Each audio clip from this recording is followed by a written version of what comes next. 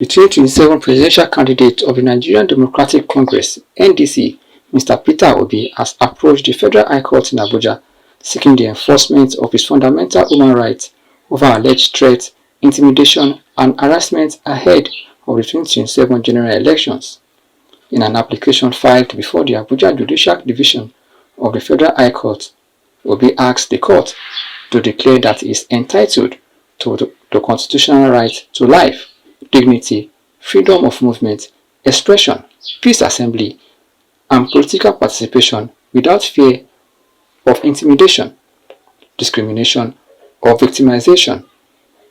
He also urged the court to affirm that no individual or government agencies has the authority to interfere with those rights.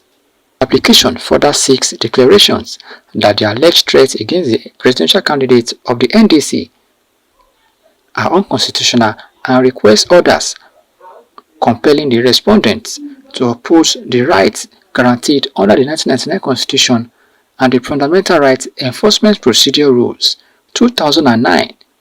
The matter is expected to be heard by the court on a date to be fixed. And the whole world, we are here this morning on behalf of Obedient Lawyers Forum. Obedient Lawyers Forum, we are part of the larger Obedient family worldwide, and we have come to file a fundamental human rights action.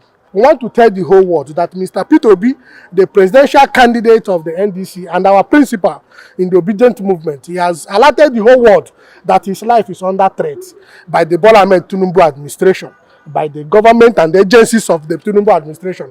And we are here simple. We have come to court to enforce his fundamental right, and we are praying that he should be provided adequate security. We don't want another Funsho Williams in Nigeria.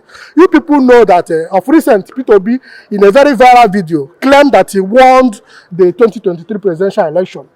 He said it, it's online, you Google it, he said that he won the 2023 presidential election. And the implication is that Tinubu and the former INEC chairman Yakub Mahmood stole his mandate, and Peter Obi is warming up to reclaim his mandate in the 2027 presidential election. And it's a similar scenario that happened in Lagos State, like more than 20 years ago.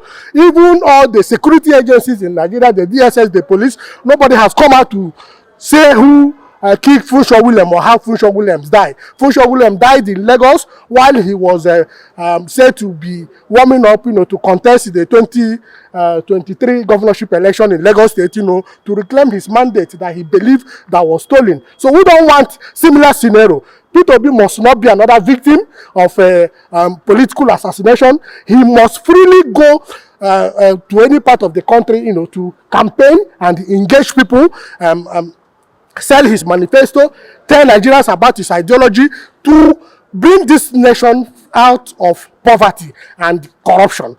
Peter Obi is genuinely committed, to not just taking Nigeria from production from consumption to production, but is committed to end corruption in this country. And of course, over the weeks, what is happening with our budget. You now know that our budget is now a statute of fraud.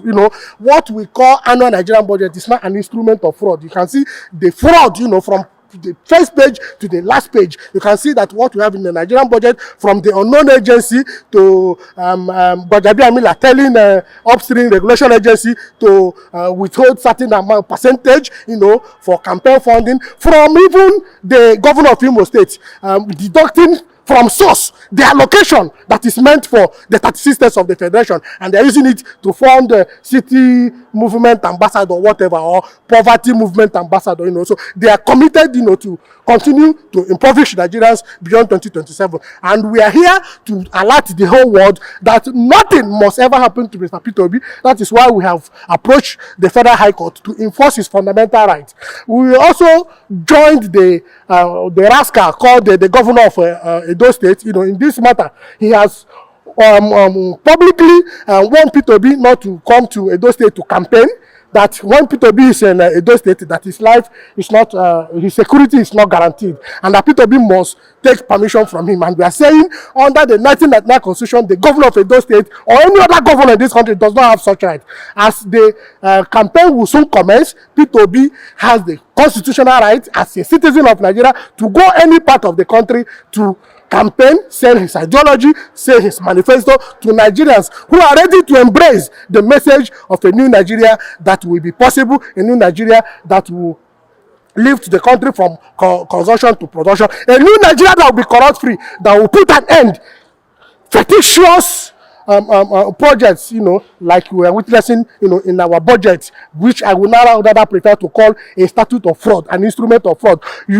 Majority members of the National Assembly conniving with the executive arm, to insert fake projects, into our national budget and continue to embezzle our common resources while the people continue to suffer. That is why we have approached the court, for the court to assert the constitutional right of Mr. Peter Obi to be given adequate security. We are saying that the president is the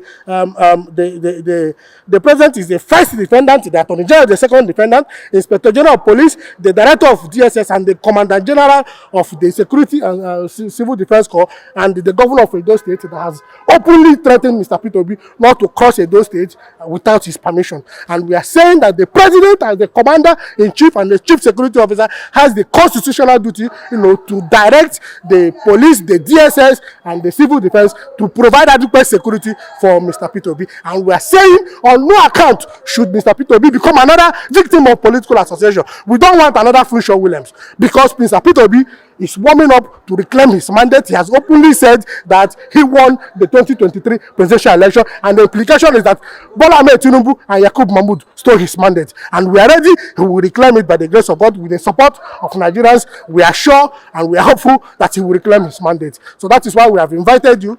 We will give you copies of the